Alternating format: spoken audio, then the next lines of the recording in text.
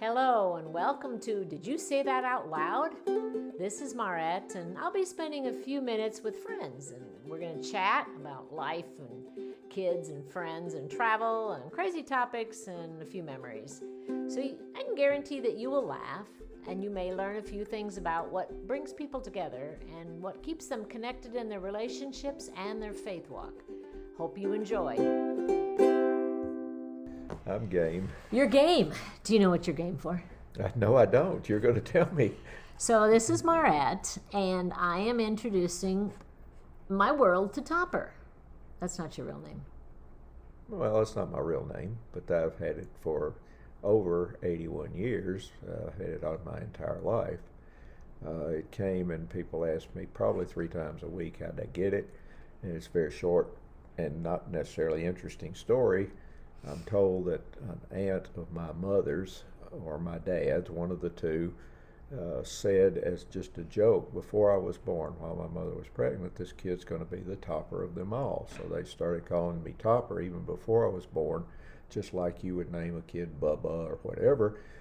And so We're from the north. We would not name a kid Bubba. well, I know you wouldn't, but I mean we do in the South. You know, it's Bubba 1, Bubba 2, and Bubba 3. Bubba if you 3. have 3 children, That's right. you know, you can say Bubba and they all come to dinner. But the point is, I've had it all my life, and there were a couple of times I tried to not have it, and there was always someone in my world still that knew it, and they'd call me They'd that, bring and it then back. once it bright. So I decided just to keep it. It's very useful, and it has been useful throughout my career because people do remember it. You don't forget it. No. My name would have been Mert, although my brother called me Gigi because he couldn't say Marette, because that's an impossible name to say. But in high school, somebody started calling me Mert, and it just stuck. And there are people here and my father got upset one day because the mailman delivered a letter. We lived 7-8 miles from the post office. It said Mert, West Concord, Minnesota, and they got it to me, and my father said, you have a given name. Yeah.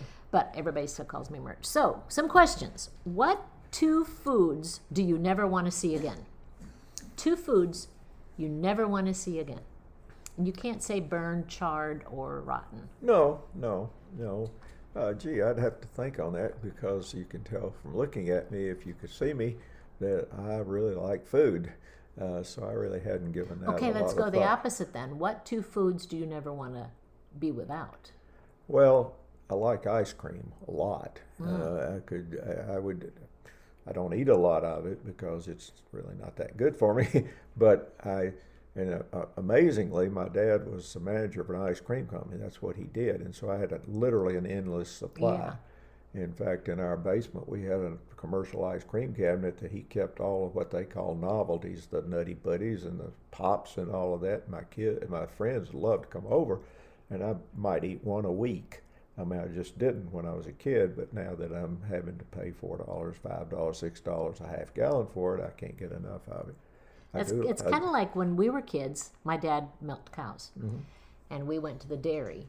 And the dairy was in the same town as my grandparents lived. So we'd go to piano lessons, come back to my grandparents, we'd go to the dairy, and we'd get cheese and stuff. And then we'd get the little treats. And we never paid for it. Yeah. You just told them the number, $6.91. That might not have been the number. And then my dad would get the milk check and watch all the deductions taken out for all the little novelties. And then we found out we did have to pay for it. We had fried chicken tonight. I love fried chicken. Another one that I could live without. I mean, you can live without anything if you have to, but I like fried chicken. There's not too much I don't like. One thing I don't like is sushi. I'm not a big sushi person, either raw or cooked. I mean, it's just not my thing.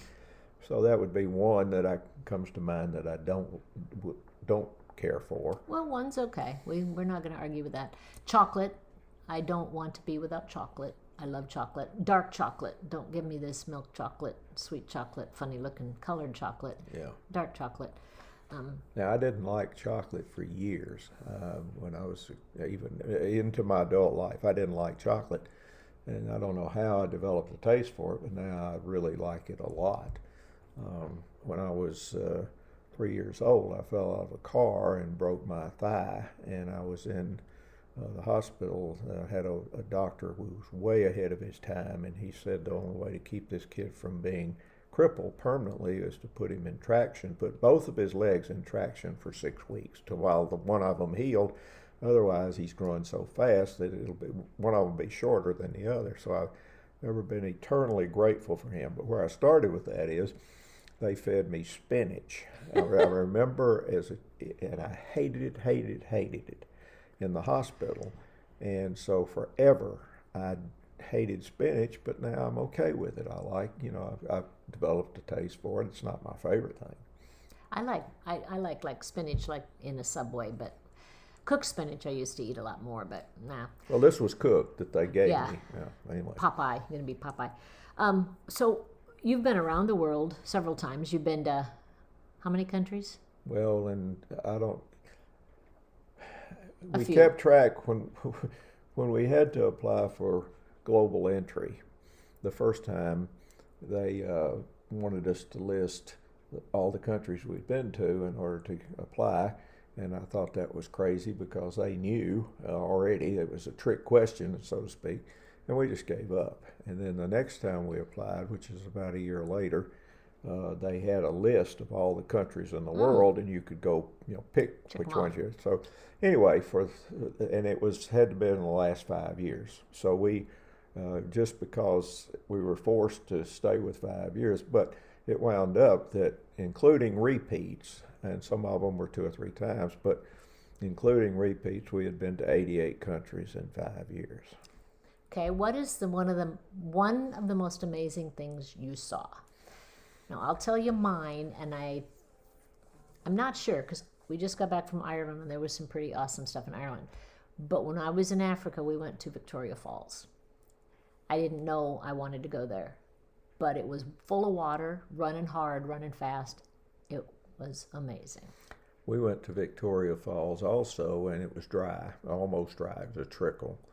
We had gone there on the Rovos Rail, which is arguably even nicer than the Orient Express. It's not well known, but it's a luxury train. It was a wonderful experience, the train was.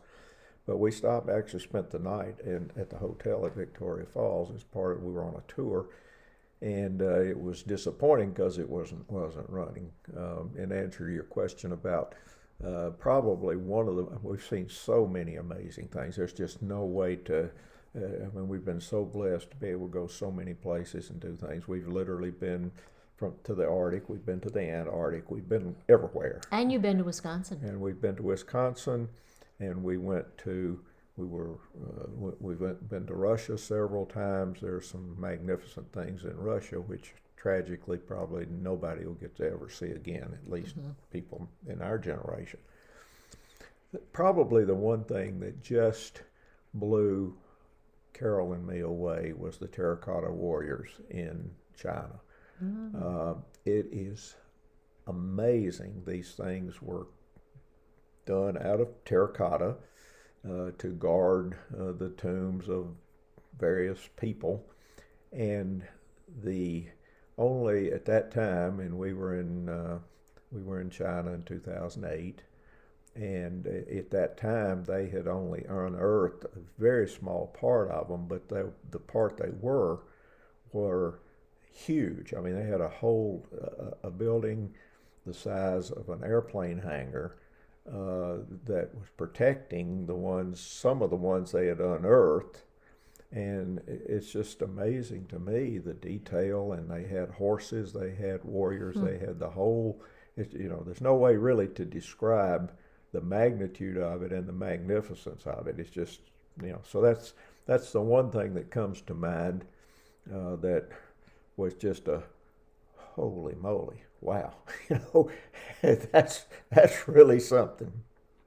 I think I remember as a kid, we were going to the Grand Tetons, and there's a certain part of that road when you're coming over, I don't even know what road it's called, and you come up over that rise and they spread out right in front of you, and it's one of those wow moments.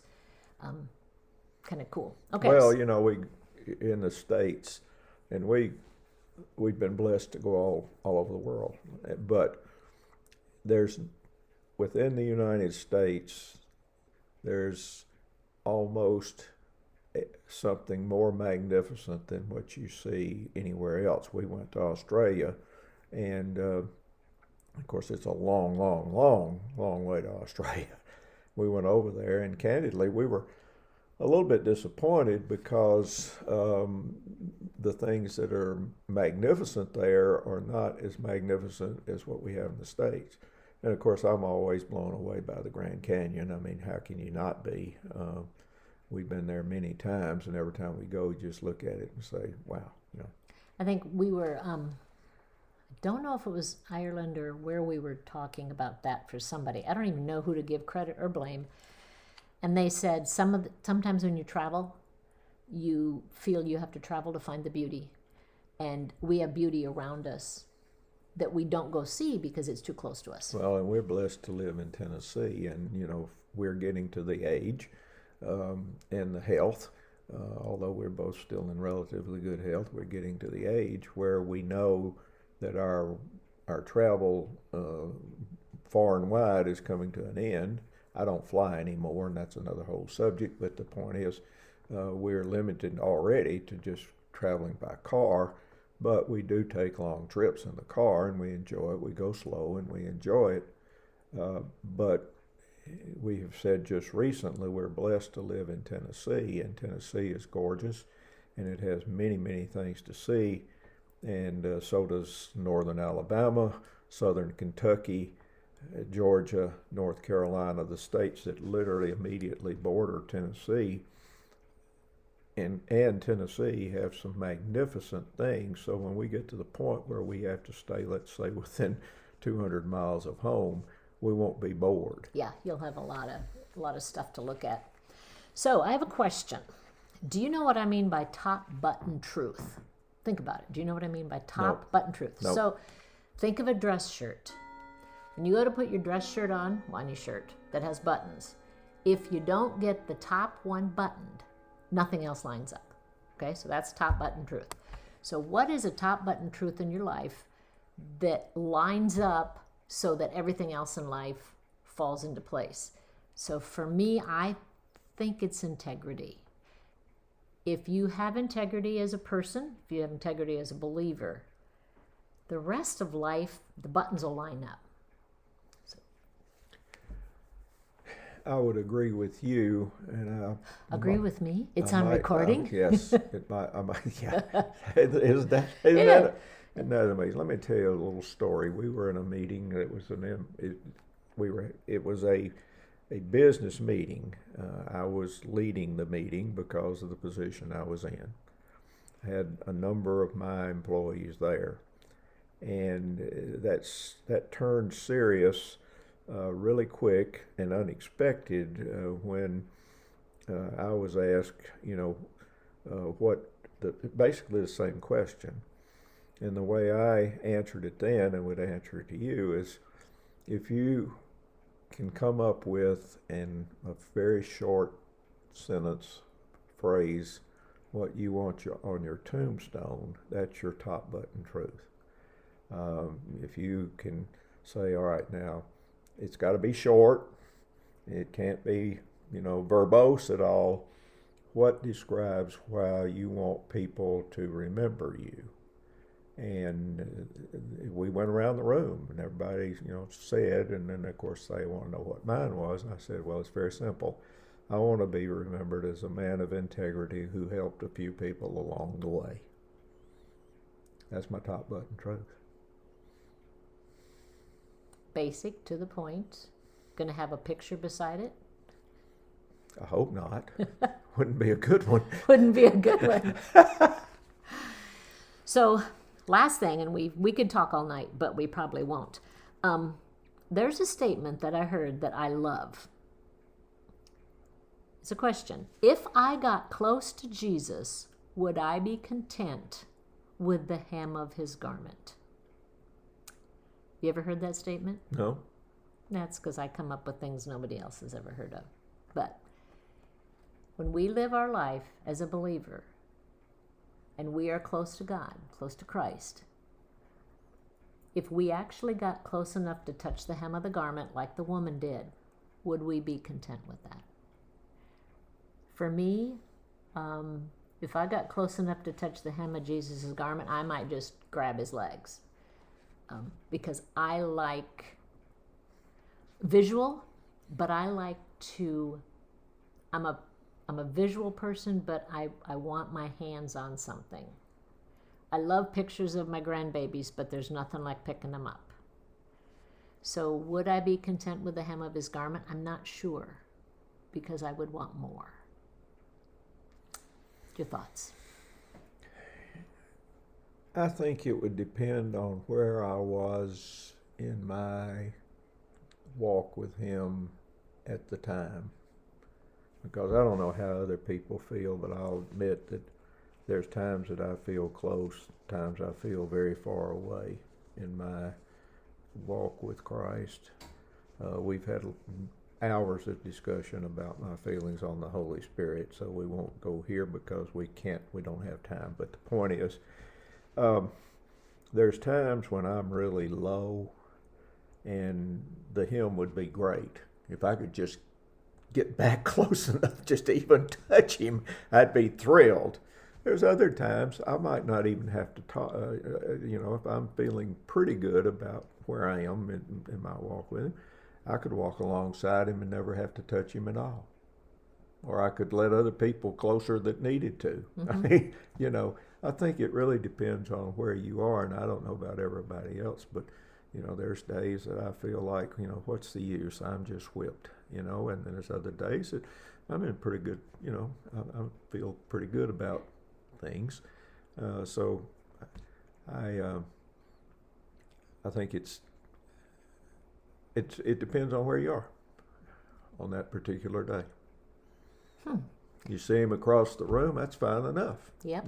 Because there's other people that you say, well, they're clamoring to get to the hymn, let them have it. Yeah. There's other times that if I could just get there, I really would like to touch it.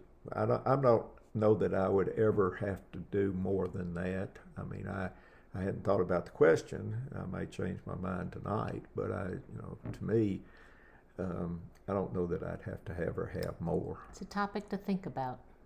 Interesting topic to think about. So before we close her down, we met, and we've only known each other a couple years. I don't even remember the first time we met, but it's been a year and a half. Well, I don't know when we first met. As far as I'm concerned, I started marking it when we came to the lake house. I don't remember any conversation. So no interaction before then? Well, I don't know. But I do know, as you well know, we started out in a casual conversation at somewhere around 8 o'clock. Now, we had done other things. We'd been out on the boat. We'd done all of that. But we started talking at 8 o'clock, and we finished at 2 in the morning. Now, that is, for me, about 5 hours past my bedtime. Me too. And but we did it more than 2 days. And then the next day, we picked up where we left off. You and I both know what we talked about, and it's really not anybody else's business. So, but the point was, Carol was there. Obviously, I'm not excluding her. When Carol talks, it's like E.F. Hutton. But I really like it when Carol would nod her saying, Marette's right. I love that moment. That just little, yeah. Well, we could do a whole nother subject on it, and I want to talk to you either recorded or not. I've been thinking a lot, for some reason, about mentors. I've had 5 good ones, really good ones in my life, and Carol is number 2. Or she's number 2, as I like to think that I have a strong belief in the Holy Spirit. I think number 1 should be, for whatever reason, what what you want Jesus to be saying to you, either through the Holy Spirit, whatever. But Carol has been my mentor. She is a very quiet person, and I learn a lot from Carol by what she does not say. She doesn't have to. I mean, now if I ask her, she'll usually tell me, but I can just, after 63 years, because we dated 3 years and we've been married for 60, that kind of, but, so you're right. Carol's very different from me. She's very quiet, but she does have opinions, and one thing I have to be careful of is because, and she knows this, and you know it, you've hit on it, is that Carol defers to me perhaps too much when I'm in the room. I mean, when we're with people, she tends to be quiet and let me do all making a fool of myself. And when I'm not there, even if I'm just listening, she's very conversational. And so a lot of times I have to literally, and I think about this, I just have to leave the room. I did last night for a while because you and Carol needed to talk and I wanted you to, so I just went away, and well, that leads me to what I wanted to close with is we haven't known each other very long, but to me intentional relationships are how relationships are built. So making time this last year and a half or so to talk, we've talked a lot. Mm-hmm. And we don't live near each other. You guys are in Tennessee, I'm in Minnesota most of the time, unless I'm not. But it's been lots of intentional conversations, whether it's, while I'm driving and you and Carol are somewhere, you put the phone down. So I think one of the coolest things is longevity of friendships is not as important as the depth. And sometimes that depth just means being relational, being intentional relational, talking, listening, laughing, joking, being right, being wrong. It's all about. I think it's interesting that we can, and our relationship is just plain weird, because we can tease each other, and we do unmercifully.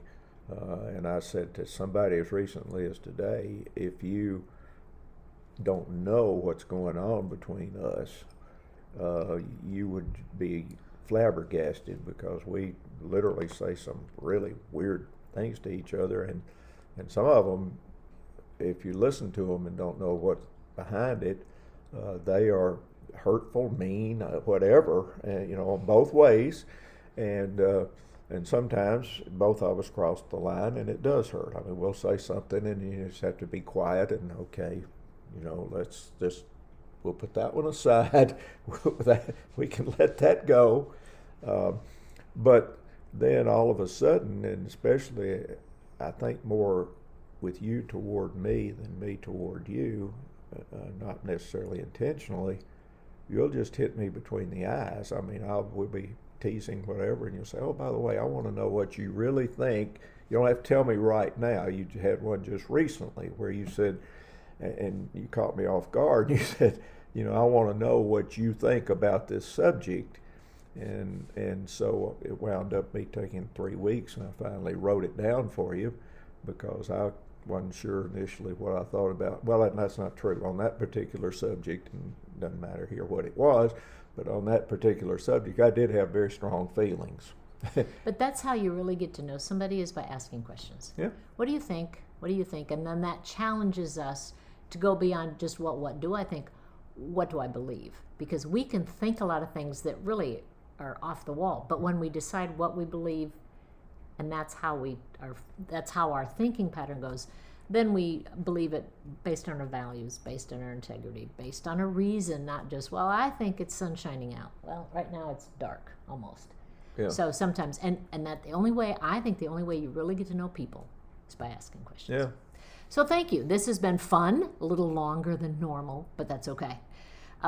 Thank you, Topper. Well, that's the reason you have edit buttons. Edit buttons. I don't think we'll edit any of this.